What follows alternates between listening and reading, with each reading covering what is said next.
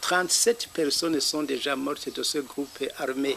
Alors, s'ils ont été exécutés sommairement, à ce moment, le gouvernement du Burundi et même l'armée burundaise pourront être poursuivis par la communauté internationale pour ne pas avoir respecté, je dirais, la loi internationale humanitaire. Et nous avons également appris qu'il y a des jeunes Imbonerakure qui ont accompagné ces militaires dans ces batailles.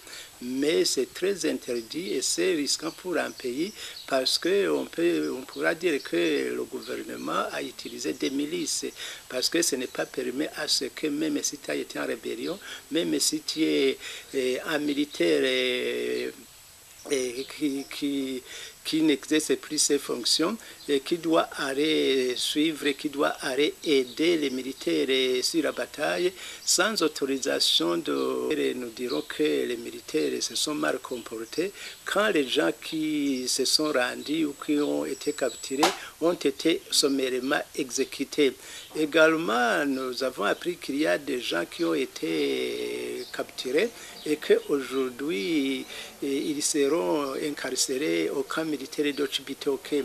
À ce moment, si réellement le porte-parole va sortir de son silence ce lundi comme nous l'avons appris, et je crois que ça serait trop tard parce que nous ne savons pas comment il va expliquer ça.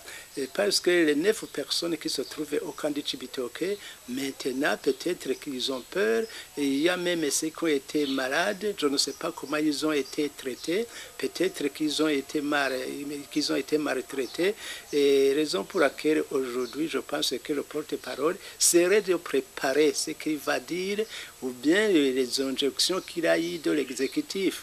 Tout ça, ça nous inquiète. Et voilà.